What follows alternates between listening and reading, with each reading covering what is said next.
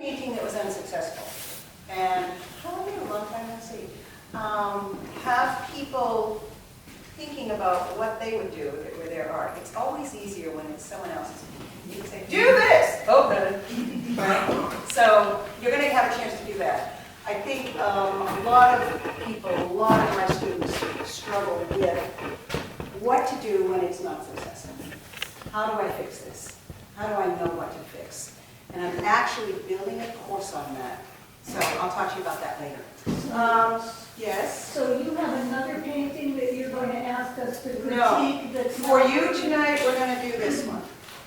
I'm going to work on this for you as my demo, and then I think it'll be far enough along that we'll start talking about critiquing. And you're going to critique this with me. Okay. I'm going to give you prompts. Last time, I have a little worksheet that I've developed for critiquing, and I handed it out to everybody.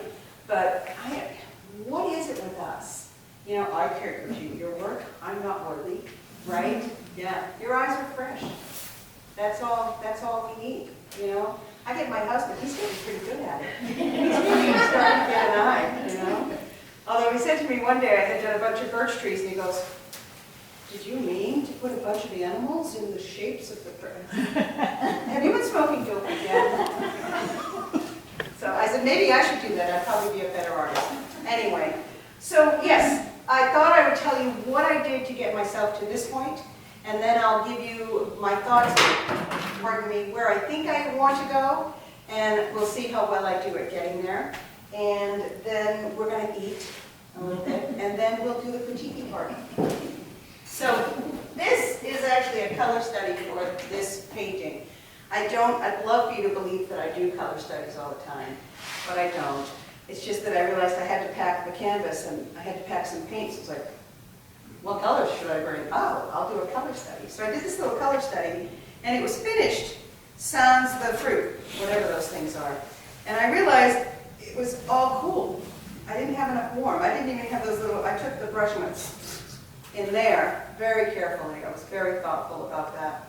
And then I built these down here just to balance the cool of the palette. So this is kind of that. This little thing happened as a mistake as I was doing the background, but I love it. And I added some more, and then I realized, boy, that's an awfully small base for that floral arrangement. But it's art, so we can maybe get away with that. One of the things that I do when I paint with, and I'll pass this around, you can manhandle it as you will. I love oil because I love impasto. Unfortunately, I've been a watercolorist for over 25 years, so I don't paint with impasto. I would love to paint, but I'm very thin, right? So, same thing with acrylic. Acrylic tends to dry flat. And so what I do with my acrylic canvases, not all the time, but often, before I gesso it, I take super heavy gesso or texture paste. And I use a palette knife and I slather it on underneath my painting. I do that for the texture, but I also do it because I really like loose work. And I thwart myself at every turn. Doing that ensures that whatever I think I'm supposed to be putting that color, it's not going to go there. It's going to jump off somewhere else. So already I'm screwed. I've got to get a new plan, and I just keep moving forward. The other thing I do to thwart myself when I'm painting abstract acrylics is I work only with a flat brush. And so I really enjoy it now. I really enjoy manipulating the brush to give me some interesting brush strokes. So that's the first thing I do. I slap on that super heavy gesso that Golden makes. I buy my stuff from a company in California called Nova Color. And they make really wonderful soft body acrylics. The shipping is getting to be kind of crazy, but I don't know exactly. This is probably about $20, where you would pay that for a tube of cadmium red light. Yeah. I think their prices are cheaper though. Their prices are so good. I buy titanium by the gallon. I buy my varnish seriously by the gallon, and I've had to replace it. Isn't that crazy? So I put the super heavy gesso on. Boy, I'm getting far, aren't I? Then I wait for it to dry. When you're using that product, you don't want to have it hanging off the edges, because if it gets banged, it's going to fall off and it's going to leave the white of the gesso. You also don't want to have the ridges too high. You know, keep them under 1/4 of an inch, 1/8 of an inch is enough. It's just enough to give it some interest, and people really seem to like it. So after that, I put on a coat of gesso, sometimes 2. Even if you're buying canvases that are pre-primed, you really do need to put a coat of decent gesso on there. Unless I'm buying a really nice canvas for oil that's got the oil primer, I'll leave it be. After that, I typically do an underpainting. For some odd reason, I do a lot of paintings in blue. I hung a show at the Hanover years and years ago, and someone who attended it said to me, "Wow, you really like the color blue, don't you?" And I went, "No, I really don't." "Why would you say that?" And they said, and I went, "Oh, oddly enough, not one of these paintings would hang in my home. It just wouldn't find a home there. It's just kind of strange. For some reason, I like to paint in blue." So often you'll see orange as my underpainting. I really like cad red light, but I go through a cad light phase every once in a while. So that's the first 2 steps. Was the underpainting just the gesso, the color? Right, yeah. Super heavy gesso, then the gesso, no color. I don't bother standing between coats when I've got that on there. It just seems like silly. And then the underpainting itself. And then I do my sketch. I love to sketch on my canvas with willow truffle because I can draw very freely, and if there's a line I don't like, I just damp paper towel and it rubs right off. Super fun. I even do it on watercolor sometimes if I'm doing watercolor that doesn't need glass, and then I just rub it with the paper towel to lighten the lines. Once I've got, especially if it's a very detailed drawing, once I've got the drawing done, and typically, just so you know, it is not a very detailed drawing with me. It's more like, that'll be a flower. It's very mad and loose. But when I do have to do some detail, like getting things to look right, once I'm done, I lighten the lines sometimes I don't. I spray it with either workable fixative or a varnish, any spray varnish, take it outside. Now your lines are fine. They're never going to smudge, and you can paint. And if they show, I like that. I think that's more fun. So once I've got the drawing done and I've got it varnished, then I start my painting. I did put another line here because I wanted to make sure I had a straight horizon on this, or the tabletop. And I meant to bring a piece of tape, and I was going to fix that up for you, but that's probably not going to happen tonight. So that's the physical process of starting this painting. That's how I got it to this point. Then I started doing the hydrangeas. I have a couple of my classes doing hydrangeas this month because the rounded form, showing form, trying to suggest 3 dimensions on a flat surface. It's a very basic thing we need to be able to do. So that's why we're doing hydrangeas this month. Typically what I do when I'm thinking I want to do a painting, I almost always start with color. I'll have a color that I know I want to work with in mind. And then I'm inspired by other people's art. So I go out and I find paintings that look like the painting that I want to do. And I used to just get one. And then there was the day I finished and I went, oh crap, I can't sell this. I just copied their painting. So I try to get 5 or 6. So I can take, oh, sorry, I love this little branch here. Most of this artwork is by an artist whose name is Anne Frank. I really love her work. It's very loose, it's very, I just like it. So I'll try to take little beats out of each one. They call that stealing like an artist. Has anybody read that book? Oh, you should. So the idea of stealing like an artist is that I'm going to take what she did, but I'm going to make it mine. I'm not going to take what she did and reproduce it, right? But I am inspired by her work, and I don't personally think there's anything wrong with that. I tell students all the time, go to my Pinterest board. I've got like 300 or 400 paintings up there. Copy them, paint them, sell them. I don't own this. I didn't make this up. We're all learning. So I hope you do a better job at it than I did. I feel that would be a better way if we could all feel like that. But then again, like I said earlier, I'm not one of those artists that spends 60 hours on painting. If I did, I might feel a little more possessive about it. I guess I can appreciate that. So, that's where I start, and then I do thumbnails. And I take the elements from those paintings that I like, and I try to rearrange them. And I'll do them in different orientations. You could even try them in different formats if you're not committed to a particular canvas. You know, try it square, you know. Once I've got 2 or 3 that I kind of think might work, then I'll go back and do some value on them in my sketchbook. And then I completely ignore this one. I'm kidding. I only wish I were. So I think one of the best moments of my artistic life was the day that I found out there was something called expressionism. Because I didn't know other people painted like me. I just kind of, I do. It's ridiculous. And then I hit a certain point where I go, oh, well, that doesn't work, right? You've got to figure it out at some point. Sometimes it does just kind of fall together, but more often than not, it doesn't. Have any of you ever heard of the idea that there are 3 stages to every painting? Okay. How do you feel when you're starting a painting? Just throw it out there. Excited. Yes, absolutely. Hopeful. Very positive, right? Such a great, exuberating time. And then you get through that first half and you start getting into the second stage, and now you've got to start making some decisions, right? And it gets a little bit tougher. And then when you're getting between the end of the second stage and the beginning of the third stage, you can still make big changes at that time if you feel that you need to. And I think often we do. But you really want to be able to think them through. For many, many, many years, I apparently only thought there were 2 stages to a painting.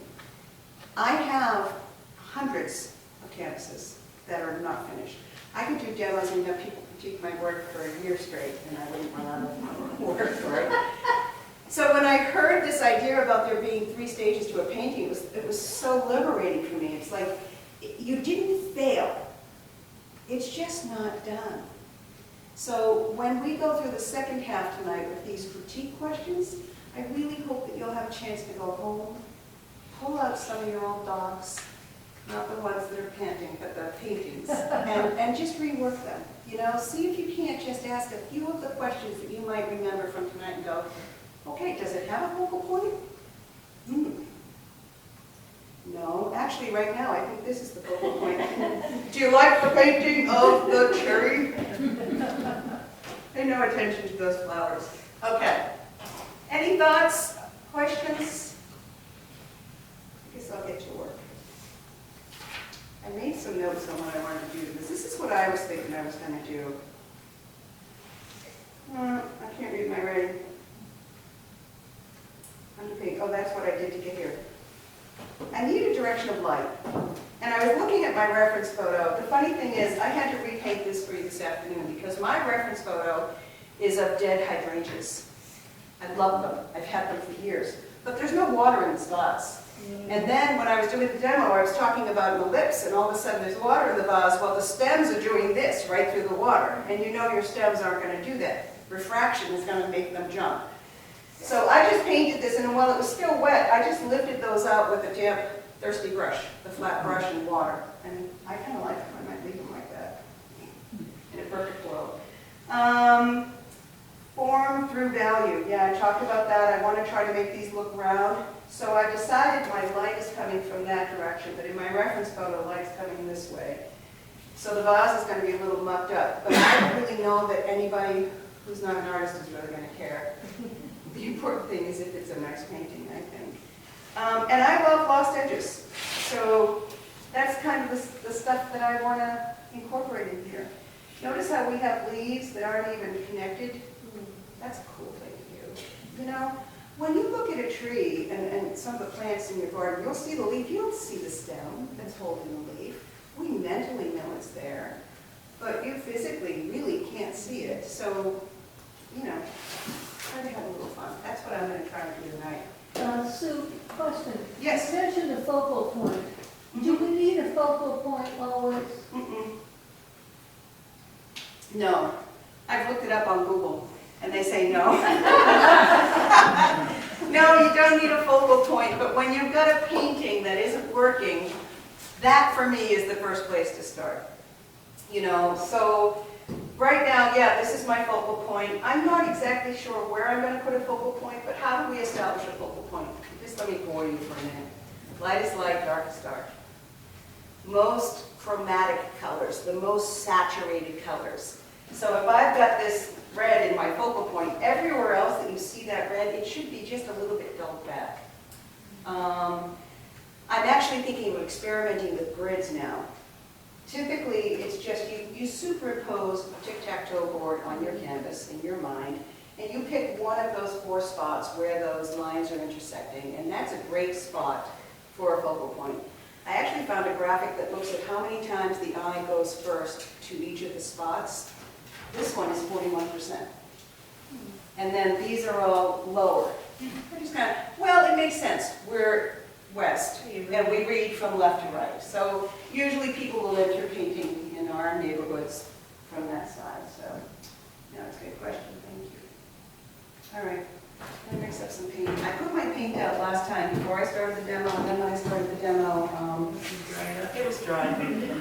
And I will apologize. Do we have any OCD people in the room? You don't have to admit it, but my color mixing is going to hurt your, it's going to hurt.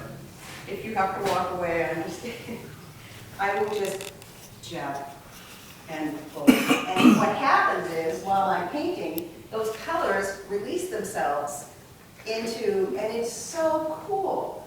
It's just, when I'm working with watercolor, I always mix my own black. Because as those pigments dry, they push against one another. And you see the red and the green and the blue that I use to create that black. And it's so much more interesting than picking up a thing of Mars black or whatever black you like and putting it in. It's just kind of like the black hole in your painting. So I would encourage you. The grays here. I always combine my grays from the colors that are in my painting. It's predominantly blue and orange, so that's how I make the grease. I actually had stuck some purple in there, and I had to kind of redo this kind of because it was too much purple. So I'm working with the complementary pair of blue and orange. I really would like it to be more of a split complement, so I've got the red-orange and then some of the blue-green and some of the blue-violet. I think that's where I'd really like to go, if I can get there. And then, anyone familiar with Discord colors? Yeah. Well, I didn't learn it from here, and I was kind of surprised when I looked it up, and I was like, oh, that's what he meant by Discord. I can pop in a little bit of some yellow or some blue, depending on which is my primary color. Now, it's a little tough to call red my primary color in this composition because there's going to be so little of it left. But I'm probably going to put some pops of yellow in there, and maybe a few little pops of violet. Not much. Very, very subtle. Like my middle name. All right. So what are Discord? If you are using a complementary pair, you know, they're right across each other on the color wheel. The 2 colors on the other side.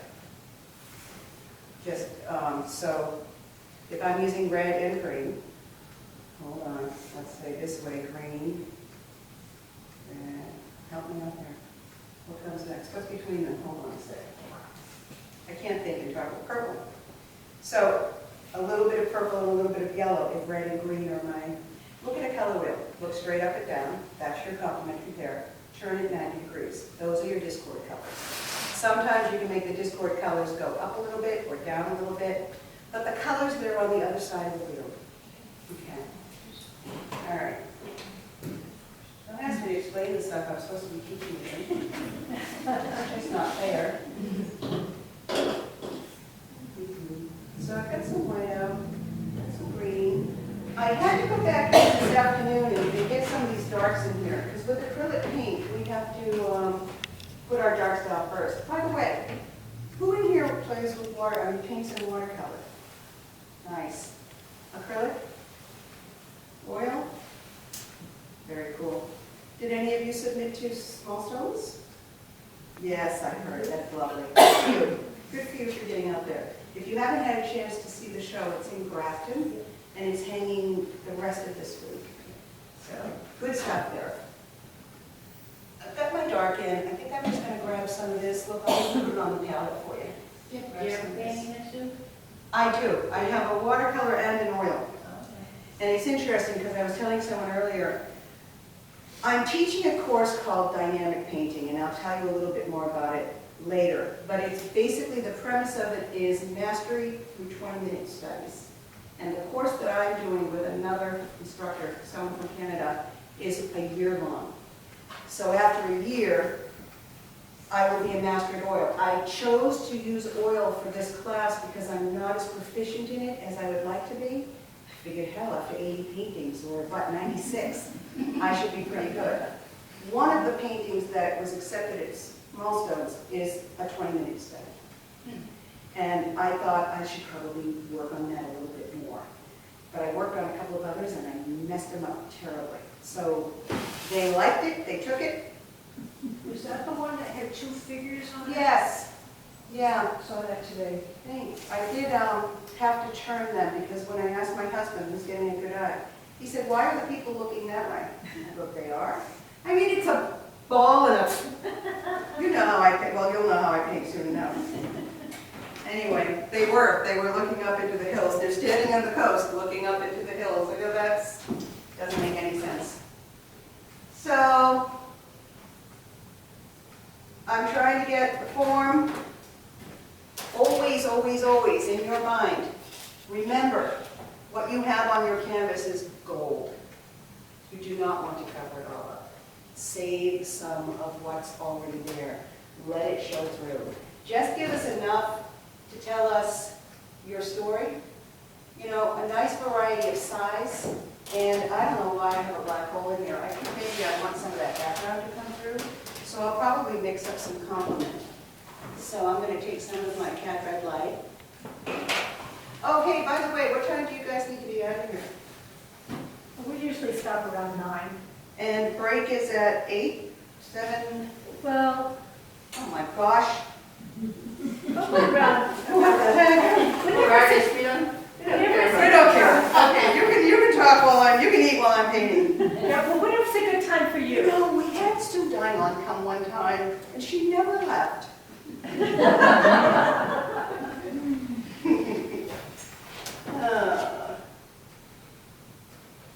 I love negative painting. I love suggesting things by just painting around them. So I'm putting in some of that background, and in a perfect world, they'll be the same color.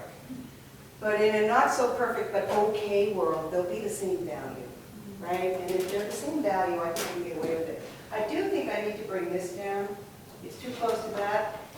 This is one of the bummers about acrylic paint, because probably when I painted that, it was the value that I wanted. And what happens with acrylic paint? I cannot tell you. I work with a gallery in Rhode Island who works with a lot of designers. His business plan is brilliant. He doesn't have a retail gallery. I mean, he does. You can come in and look at artwork. But what he does is the decorators come to him and say, I have this client, I need something like this. And then they pack it all in his van, and they drive it right on over to the client's house. Now, when I used to do art shows, you know, the festivals, they would say, put the art in the client's hand, because when they're holding it, they begin to feel ownership, right? Imagine how they feel when it's in the living room. It's so brilliant. But he has returned so many paintings to me. My studio had windows all the way around and 3 skylights.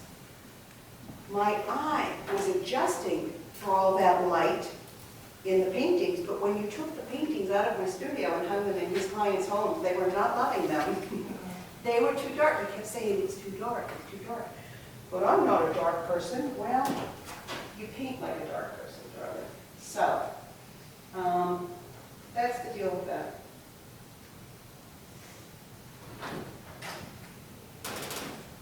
Dark. Yes?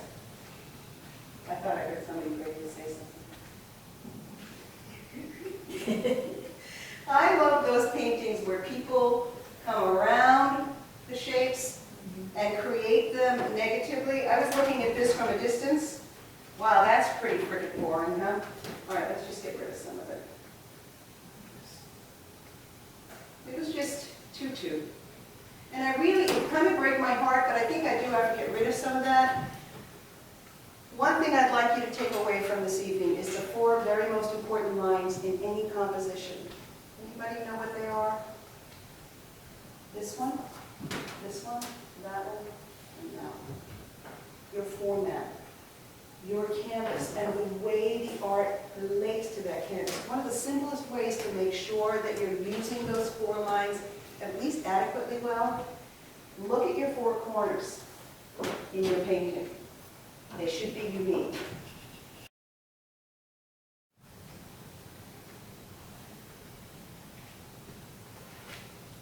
Something to keep in mind when you're doing your shadows. Shadows will always describe the shape of what they're cast against, which is easy to remember if you just think about a shadow on a set of stairs outside somewhere, and you can just see that shadow describing those steps.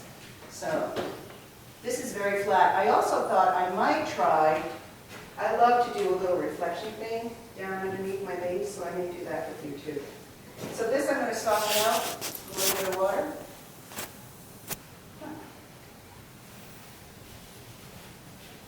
Maybe a paper towel. Desperate times, desperate measures. That'll work. That'll work for now. Still going to get it darker in there. It's not too bad, is it? You can't even see it from back there. If I hadn't told you, you'd never have known.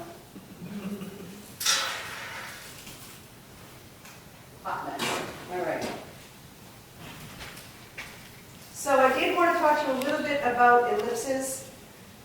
Really kind of hard with a square frame or a vase. Has anyone done an ellipse in a rectangular, angular vase? Because I can do ellipses till the cows come home, but this is messing with my head. And I've decided what I really am going to do. This is the, that's going to be your eye level right here. I'm probably going to darken it on here. That's another thing, the top of the ellipse. So, anybody here ever read John Carlson's book, The Landscape Guide, something Guide to Landscape Painting? Yeah. Phenomenal book. He gives you so much information about how to paint your landscapes accurately. He talks about the sky being a bowl over the top of us, right? And the sky is always darker, higher up, and lighter as it moves down toward the horizon. And then the things that are receiving the most light, like a field or the water, it's receiving all this light, so that's usually the next lightest value. And as things begin to stand up in your composition, shrubs, trees, mountains, they get less light, so they're darker in value. Unless you're doing, don't even talk to me about sunsets. So, that's just an interesting thing to kind of think about. Incidental shapes. If you get too worried about the fleas and you haven't even painted the dog yet, right, just, get the big shapes down in there first, and then worry about the little, that's kind of cute. It looks like the light's going that way too. There could be more than one source of light. So I think I'm going to go back to the flowers. When I was demoing in Foxborough, I forgot my palette. We found some good things. Today I forgot the tub for the water. Next time you have me here, you'll have to remind me what my name is. I was watching a show on television. There was an actor who was a lot older than he used to be. But he was playing a gentleman who had Alzheimer's or something, dementia. And he had notes plastered all over his house, and that's kind of neat. No time.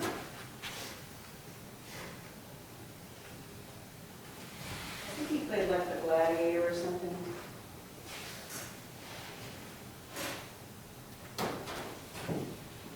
And we're going to have to deal with all that right in there, aren't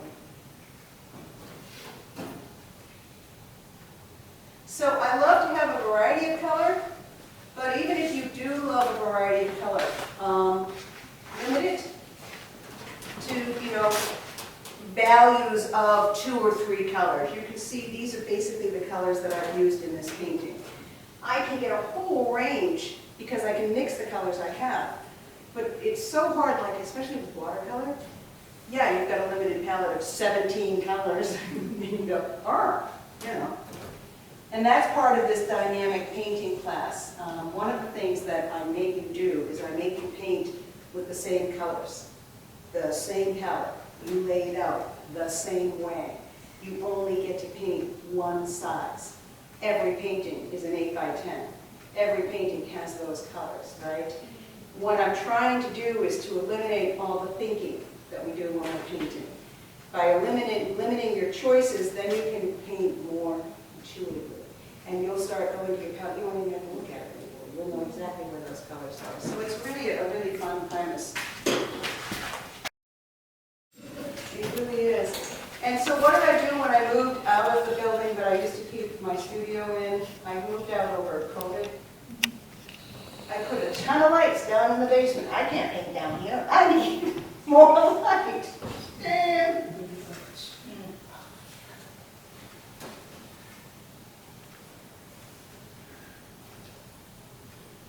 I like muted colors. I like to take my complements, blend them together, and got a little suggestion of a stem in there. Hey, what time is it? It's quarter of 8. Yeah, about 20 of 8.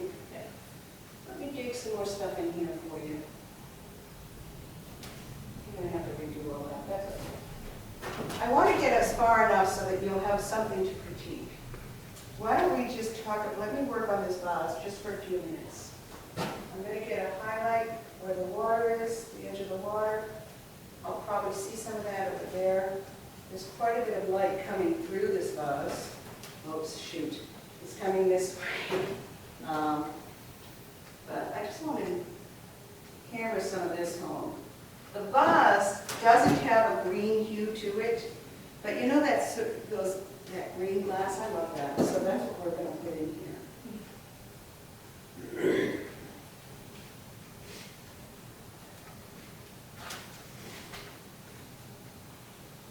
And then there's a lot of dark at the base. Nope, darker than that. Well, give it 10 minutes, right? Oh, so that's what we were talking about. We were talking about the ellipse. Whole thing about that. So the top of my water is getting more light, right? Because I'm always trying to figure that out. Should the ellipse be light and then dark underneath? But good golly, that's a lot of flowers on there. So maybe the ellipse is dark. So you see, even if somebody calls you out because you did it wrong, just make something up. Just tell them a story. I don't know what else to tell you. Just tell them to go home and paint their own paintings and leave yours alone. So, it is, we want to have 10 minutes to take a break. We want to talk about, and I can paint more while you guys are directing me and telling me what to do. I will help you with questions. And then I'll tell you about the courses I'm teaching too after that. Because I think they're pretty interesting. And thank you for your attention. You want to take a break now? Yeah, why don't we? Okay.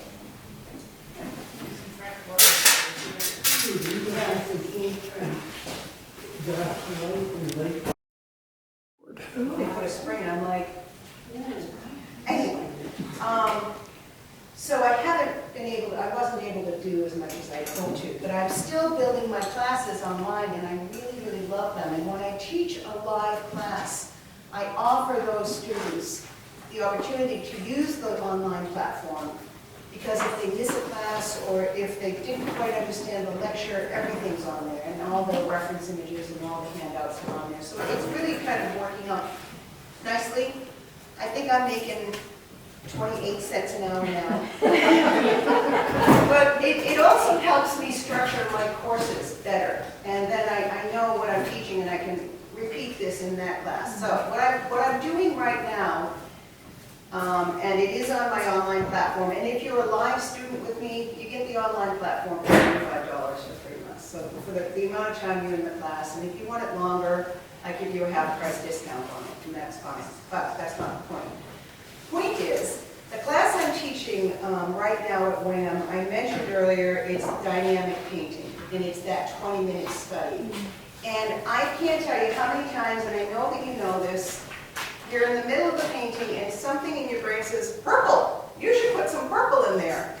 And you go running off and you get your purple and you come back. Well, you've just trained your brain to interrupt you when you're painting. And you've reinforced that. And so now you're going to be painting, you've got all these little, so the whole 20-minute thing is just, and I will tell you, if you do decide to do the course, your first 10 paintings,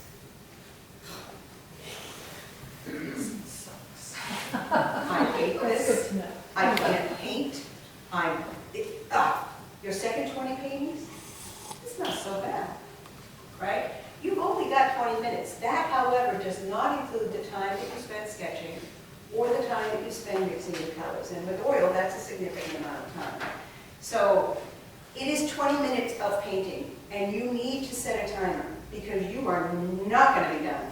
You're not. But after the timer goes off, put your brush down relatively soon after that, seriously. And then look at your piece. Crop it for a half hour, whatever, or even just right then. If you see something right then you know you need to do, take another minute or two and do that final edit. And then set it aside and move on to the next one. I will tell you that the one that got into was one of my first 10. And I'm not that good with oil. I'm really not. It just is one of those things. You never know. So you might get one or two that you're like, it's not too bad. The second 20, you're going to be like, this really isn't bad. Then by 30, you're going to start being finished when the timer goes off. And by the end, if you do the full year, you're going to finish well before the timer. Unbelievable. It really, really works by simplifying the process. But I also give you, during the monthly meetings, I will give you some of what I'm sharing with you tonight, how to critique your work, how to work with dominances, which we're going to talk about in a minute. So there's that course, and I'm teaching it at WHAM, and I will be offering it every session. You can take the sessions at WHAM if you want. You can take it online with me, or you can take it as an on-demand course. Right now, the on-demand course, you can just sign in. You'll get new material every month. I give you all the reference photos. That's worth the money right there. So that's a really good course. The other course I'm just teaching, it's a workshop. It's 2 4-hour workshops. Actually, let me correct that. They're 3-hour workshops with an hour of Q&A. I was hired by an organization in Canada to teach. It's on loose florals in watercolor. And I taught 2 sessions in February. And for the 2 sessions that are coming up in, January, the 2 sessions that are coming up in February, they said I can invite some of my own students if I'd like. So it's February 8th and the 15th from 1 till 5 on Zoom. And it is loose flowers and watercolor. But what I'm focusing on this session, you know how I like to put texture on my canvases? I figured out a way to do it with watercolor. So we're going to be experimenting with different textured surfaces. This is actually, and you'll be painting on substrates that you can frame without glass. So this is just an inexpensive canvas panel. This one I finished with fiber paste. I don't know if you've ever heard of that. It's an interesting texture, but I've got 3 or 4 different types of texture to show you and show you how to coat your surface so that you can then varnish it and you don't have to frame it into glass. So I don't think any one of you would have come in here and thought that this was a watercolor. It's also very vibrant for a watercolor. We're going to be doing a 16 by 20 watercolor on canvas, and we're also going to be doing 2 8 by 8s or 8 by 10 watercolors on canvas. So this will be one of the smaller ones, the hollyhocks. The 16 by 20 is a pretty strongly abstracted roses, which I think I took a picture of. I started working on this afternoon. And then there'll be a 3rd painting, which is a bouquet with a lot of negative painting. So if you're interested in learning negative paint, those are the 3 projects we're going to do.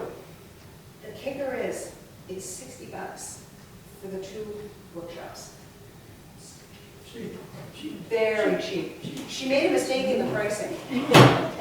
So there you have it. And they're already paying me. So whatever students join, it's just, it'll bring me up to what she said she was going to pay me. It was a kind of a confusing little thing. But that's all fine. I wanted to tell you about that. And then the last class I'm building is, let's see, I'm calling it the art of the critique. Elevating your art through reflection. And what if you could see your paintings with fresh eyes? Identify what's holding them back and make changes with confidence. In this course, you'll learn how to critique your own work constructively, develop tools for self-assessment, and use contrast to create dynamic, impactful paintings. And there's a little more information about that here. So if that interests you, that's there. And there's a whole thing here on the 20-minute mastery, what you can expect to achieve. So if you want, you can look at that, take a picture with your phone, because I've only got 1 or 2 copies of each. That's it, except for everything that's on here. I teach in my studio, blah, blah, blah. It's an Oxbridge here, but it's all in there. Questions, thoughts? All right, let's critique. What I really want you to think about right now, we already said we need to establish a focal point, barring this one, which isn't going to be there forever. Second thing, most important thing in every painting is, throw it out there. Anything? Value. More paintings fail due to value than for any other reason. You can be a beautiful draftsman. Your drawing can be exquisite. Your composition can be spot on. If your values don't work, the painting fails. I don't draw that well. But if I get my values right, then the painting's going to work. So if you walk into a room and from across the room, a painting catches your eye, it's got good values. Because the thing is, we can see values from a distance. We really can't see color from a distance.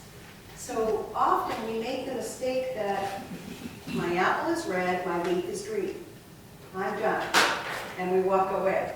But if that leaf and that apple are the same value, you're not going to be able to tell where, you know what I mean? So value is key. So what I recommend you do, very first thing, take a picture of your painting and take all the saturation out of it. You can use the editor on your phone to do this.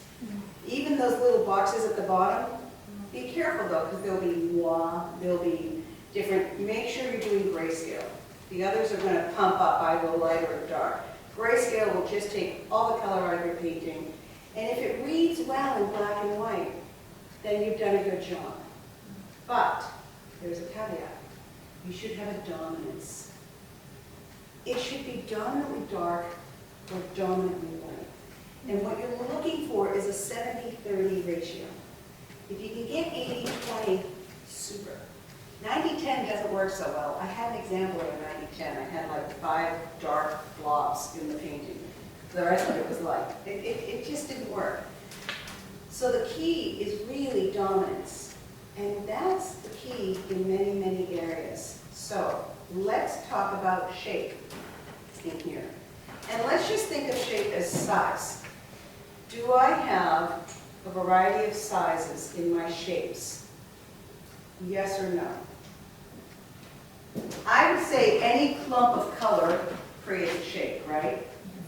Any clump of value will also create a shape. So where could I do a better job with shape? Do I have a dominance of large or small, first of all? No. Anyone disagree? Okay. So I should have a dominance of one or the other.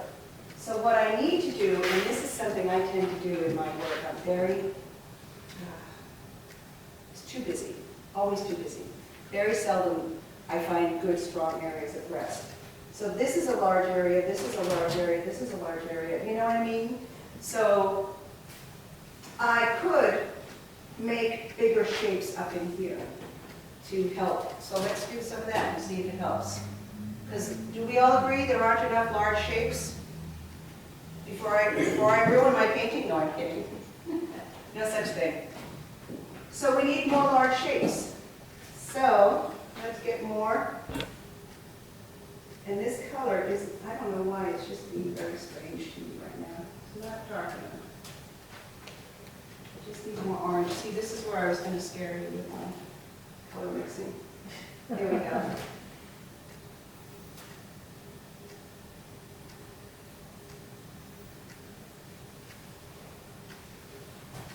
There's a lot of shape. Does that make you happy? Yeah? Did it help? All right. We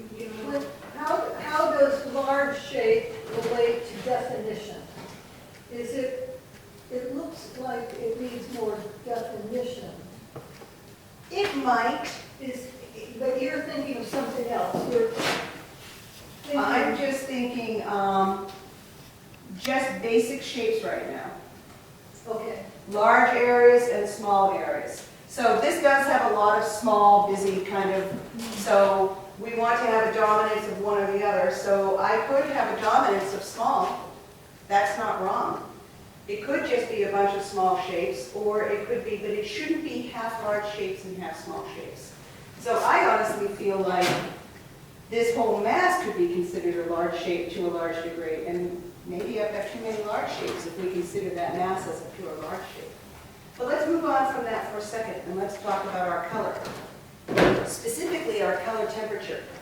Is there a color temperature dominance in this painting? Cool. Cool. Do you think it's 70% cool? Right now, it's more. More. Totally more.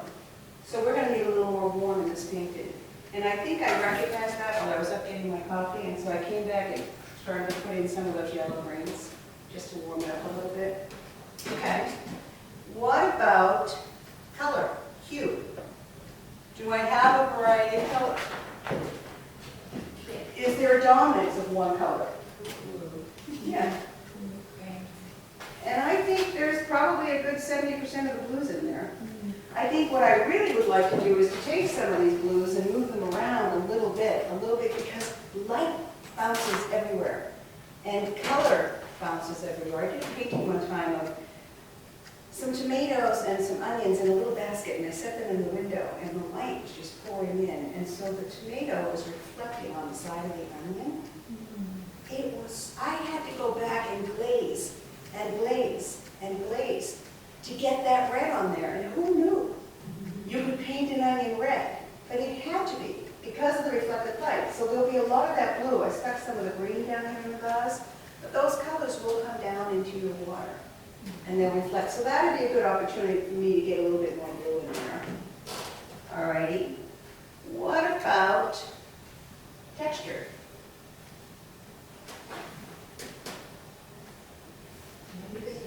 There's a lot of texture, but there are also areas without texture.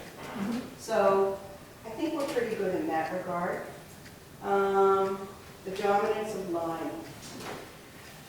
Line is how we lead our eye to the focal point, which I think we're still missing, aren't we? If I want the focal point to be somewhere in this arrangement, where am I leading my eye? I mean, let's not worry about little Mr. Tomato Head over there. Where's that paint? That we're not going to discuss him. He was just a ploy. I can put him back right there.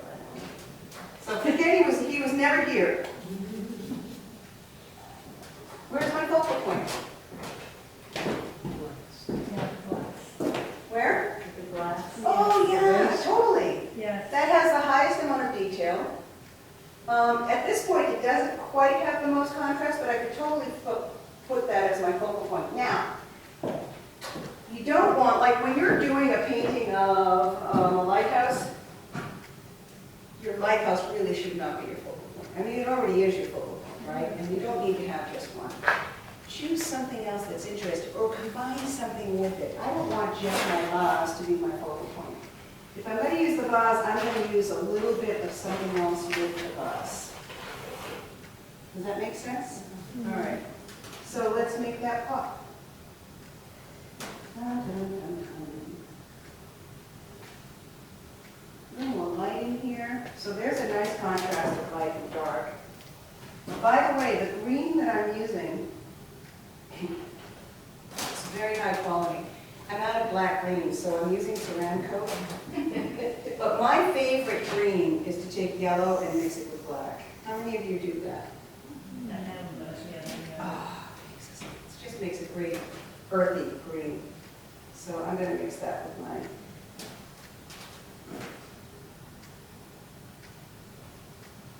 And I find that often there's a lot of dark foliage right down over the vase, right?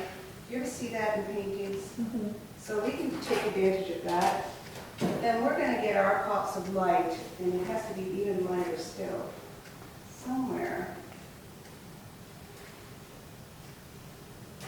I want my lightest light and my darkest dark to be here.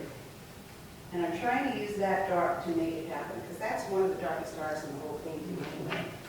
So,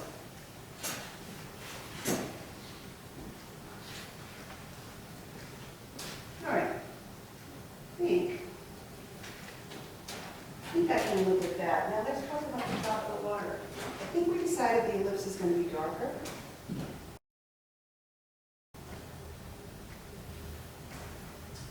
Maybe not that dark. This is the side that's getting light.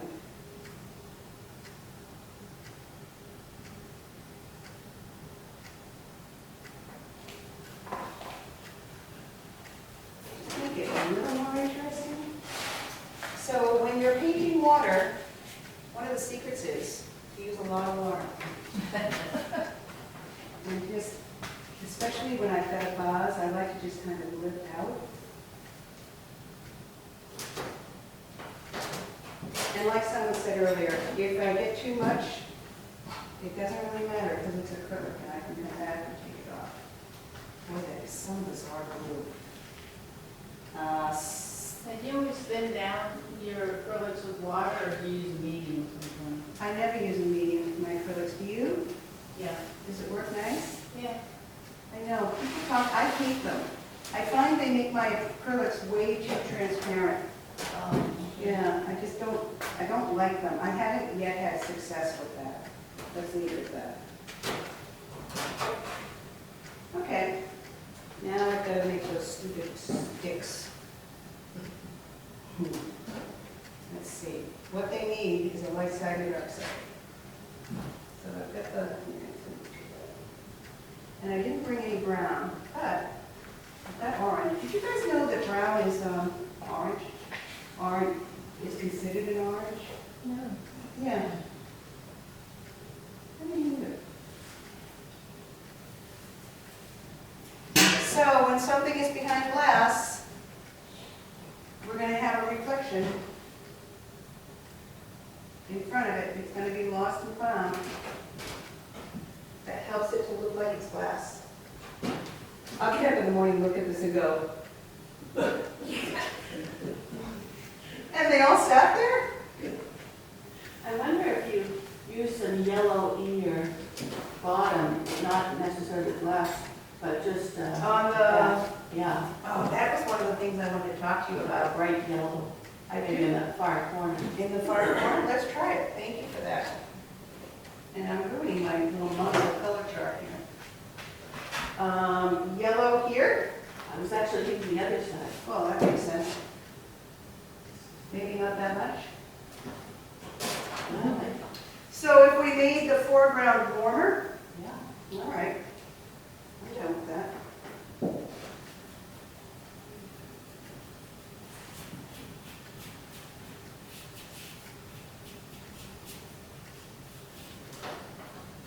What is it? There would be a shadow down there, wouldn't there? Yes. Yeah. What can I get if I mix these all together? We're completely obliterating the tomato. That's what I was going to call this painting too. Painting that. Well, anyone agree that I need to have a little bit on the other side? Yeah. Okay. I mean, is it me, am I being really too left brain here? But I felt like I needed a little bit of balance. And what I love to do, and I do this a lot in watercolor, and what I'll do is I just drag my brush and pull the paint off underneath the vase, and it looks like a reflection, like it's on a shiny surface. It's really cool. And I was going to try and kind of repeat that with acrylic, and I think what I would have to do is make it a lot darker.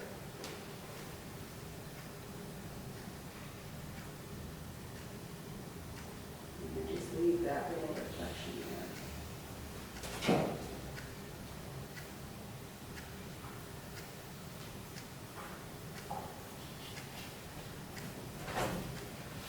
I ran out of paint before I ran out of canvas. Dragging that.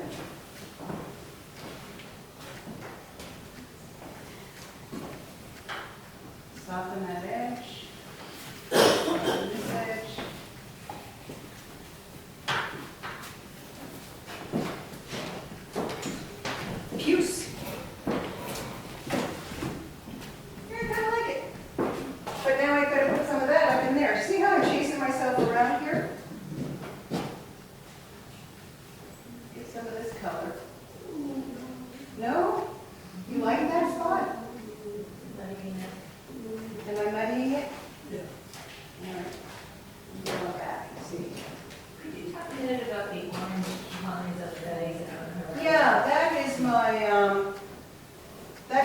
tabletop, or what's going to be my tabletop. That's where I chose to, huh? Is it recovered or is that part of it? Ooh, that's my coffee.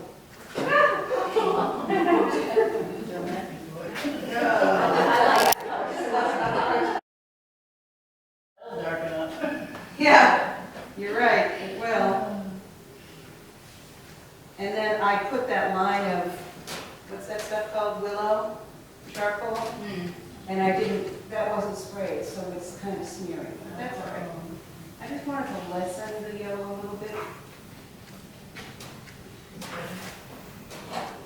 Not I bad. like that pinkish orange hue that's on the far top of the. Yeah, you know what that is? That's the underpainting showing through. And when we're careful, we can maintain that, but we weren't exactly careful. I think we're terrible critics. No, it's just an exercise.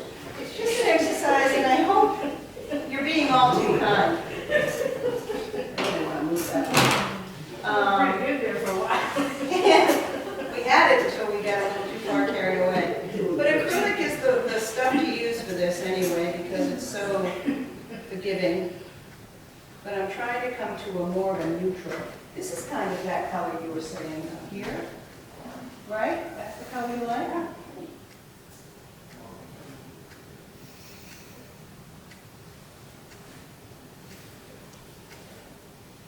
Too much.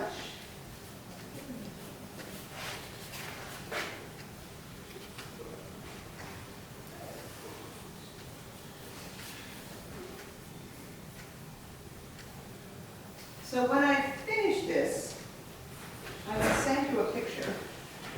If you leave me your email address. Oh, I put it on here. I'll let you pass it around if you want. It goes out. Just give it to Oh, put it on the Yeah. table? Diane can use our email. Yeah, we have. Just give it to Diane to use it. Cool.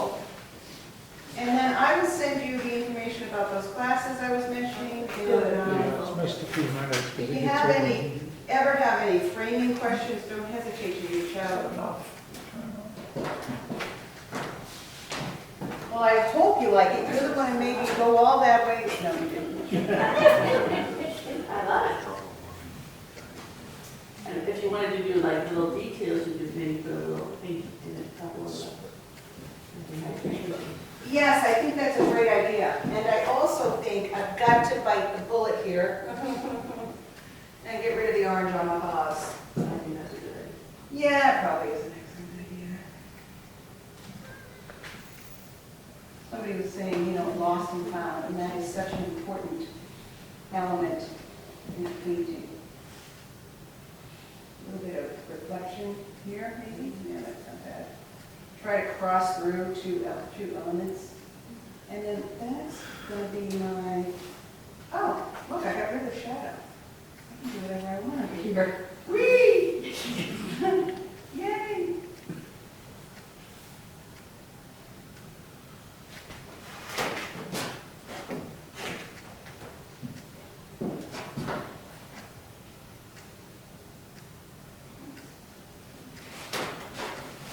Wait, this is bugging me. What the heck is that?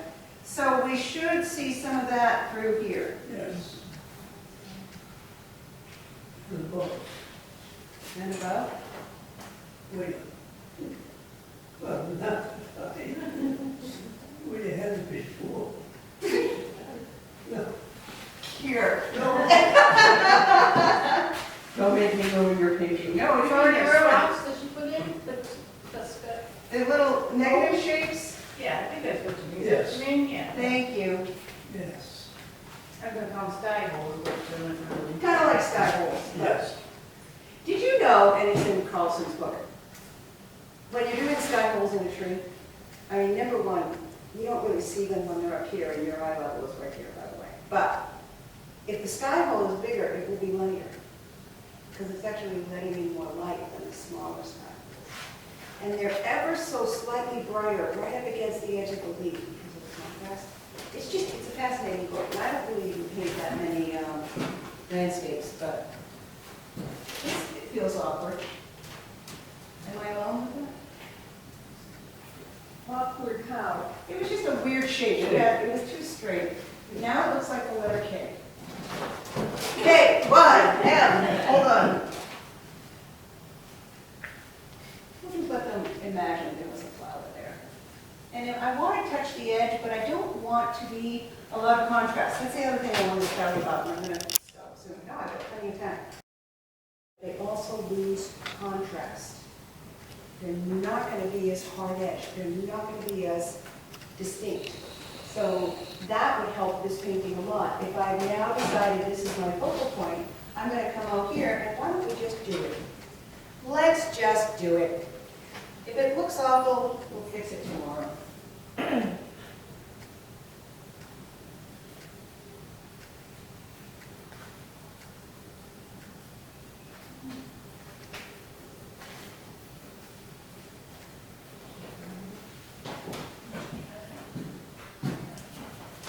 I ran out of this again. I'm just lessening, yeah, I'm trying to say, okay, this is all less important. Do I need to draw your eye up here? Heck no. Where do I want to keep your eye? And then once we figure out where we want to keep the eye, how do we draw the eye there? We pop in some more contrast. We leave little crumbs like hands at the ground. Now, did they leave them together? You use was the background color? Yeah, it was, Okay. approximately. Yeah. Background color was a little coffee. So these little negative shapes don't really relate as well to the others. For some reason, I really like them. So for the time being, I'm going to keep them there. And I love that on the right side, or our side, the green that's kind of like in that ball, that kind of like a highlight green. This one? No, up high to the right. Little pretty. Yeah, Yeah. I like that. That was when I was trying to make amends for the fact that I didn't have enough contrast and temperature. Can I lose more? Can I lose more in sections? Does it have to be just the right side and the left side? Can I have some lost edges in here? Can I get away with that? Yeah. Yeah. It makes it more itchy. And I wonder, there's kind of like a gray spot that I think is almost like the fold down a little bit, but more down, right? And then go that like gray, no, up. Yeah, that whole thing. Do you remember that game Warmer, Colder? That was really helpful. Am I Sorry. wrong? I spy. This one? Yeah, it's kind of like a dull gray. It's kind of like That blue gray there. yeah, that whole thing. Yeah. I wonder if you could put some like kind of highlights or detail. Probably. huh? Because I like the That one light from green. it to the right with a little bit of orange. Yeah, the way that works. That, Make that the focus. Yeah. And you just reminded me of something. If you do something like this and you put a glaze on, you know, you can take your spray bottle and just splatter water or just flick it with your brush and then pat at it with a paper towel and it will lift that because it hasn't fully dried yet. But what's underneath it that's fully dried will, and that's a really cool way to, let's play with it. Okay, let's see how. Let's see if it works. It's dripping. It's dripping. Oh, yeah. Anyway, you'll see it. And if you've got more contrast, it shows up even better. And then after you blot, you can rub. And it will take off that top thin layer and leave and just, it's so cool. So that would be a great way to get some texture into this. That's why I said it. Because I thought, oh, if I could dig back down to that reddish orange. But since I don't think I can, we'll just play around with, Maybe a light yellowish green. I'd like to tell you I'm changing brushes, but I'm not. The light yellowish green would be fun too. Boy, I'm on everything here. That one I'm just going to overpower it. Oh, this is kind of ugly.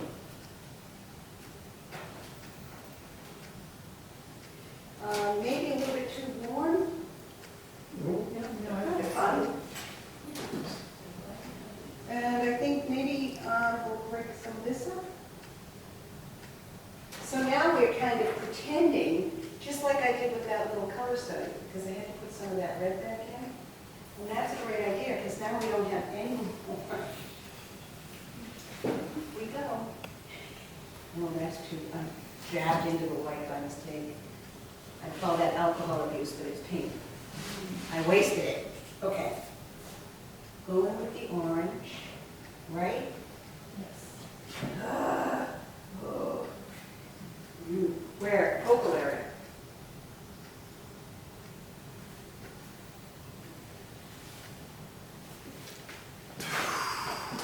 That's my focal area.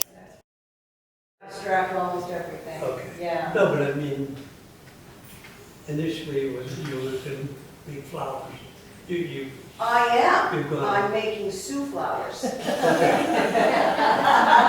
You're right. It is not, I'm talking about form. I was trying to give you specifics Yeah. about form, and now I'm kind of, so I guess a good abstraction, I think, has some grounding in what is literal. But I've heard that saying, the artist takes the ordinary and makes it extraordinary. And I really never fully understood that. But I think that's what this is. We're taking an ordinary and then we're moving it into something that's a little more ethereal, something that's a little more open for interpretation. Another thing that always troubled me was, what inspired you to paint this? What was it that drew you to paint this? I don't know. It's pretty. I liked it. I never got that until one day I was in Jamestown and there was this tree out in this field and the negative shapes between the branches were so captivating. I was inspired. I got all my materials. I set myself up there and I drew the tree and the field. And then the trees that were further back. And then the ocean was there. So there was an island. By the time I finished, it was like, aha, I had the epiphany. What was it that drew you to that in the first place? It was the damn negative shapes that you couldn't even see. Yeah, that's what they mean. You know? I wonder if we should put some of that really dark blue on the, like a shadow on the end of the vase, kind of like on the ground. Kind of like Yeah, we don't even have a shadow anymore. But we're changing the direction of light, aren't we? So the blue I brought, just so you know, so you never buy it. It's like a phthalo up there, but it's not. It is phthalo. Sorry. This is my eyesight. I thought I grabbed cerulean blue deep. There probably isn't even such a thing as cerulean blue deep. But that's what I thought I was grabbing. But if I get enough orange in here, I think I'll get you where you want to be. And you want this down in the bus. Oh no, under the bus. Yeah, it totally needs to be like grounded. a shadow somewhere. Yeah. And then we're going to go. I did. We discussed it. Oh, shoot, the flowers didn't get the memo. But this is on the bottom. I've got my focal point here. What am I going to do with the rest of the painting? I've got to have something interesting over there. So yeah, I changed it. Oh. Well, you know what they say. Rules are made to be broken. I've just been breaking 16 of them here with you tonight. So when they get Sue Dion to come demo how not to paint. How to paint not. Ooh, some of that orange is coming through. Why is that? Is it in my brush? It's like There's a tomato on that side. light it up. It's interesting. Let's see. Yeah, you're right. It was on my brush. Yeah. Would there be any like dappling of shadows? Yeah, there's gotta be. Oh, yeah, there would be, wouldn't there? Yeah, let's do that. And then I've got to do something here. And here. And I was even thinking of getting some dark, yeah, like around the flowers. But first, let's do the shadow. It's like ADHD painting. Squirrel! Shadow!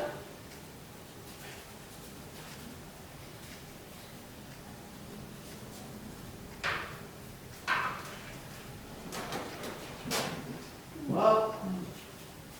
What's good for the goose is sauce for the gander. Oh, God. That's really, I don't know. Well, they're grounded. Yeah, that's not bad. And this kind of brings the eye in here. Incidentally, it was a little happy accident. We've got this to catch it, but I think that's going to become a little leaf.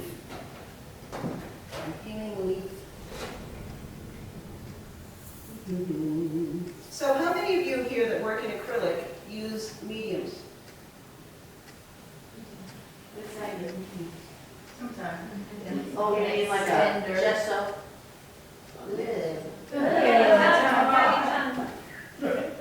Oh, I got it. Does it taste like mustard? It's awful. What's the worst tasting stuff that I try to get out of bottles? I can't remember, but every time I do it, it's like, why do you do that? There we go. The place I was working with, we've come really far since then. Dull this down a little bit. And what, now that I've got it, I can't remember what I was going to do with it now. I'm gonna glaze. This is our focal point. Can we lose more? Okay.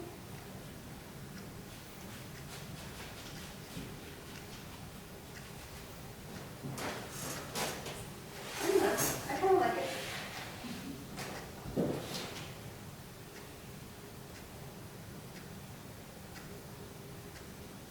Mysterious.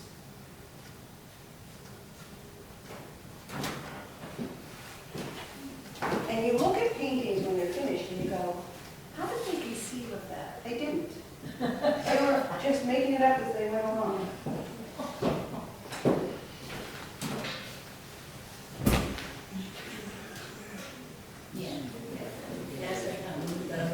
Well, guys, I can't thank you enough for your hospitality. I had a little too much orange in my brush here. I'm gonna take it. But I think maybe you've got some ideas that you might want to play around with. This is very nice. It was fun. Thank you. Thank you very much.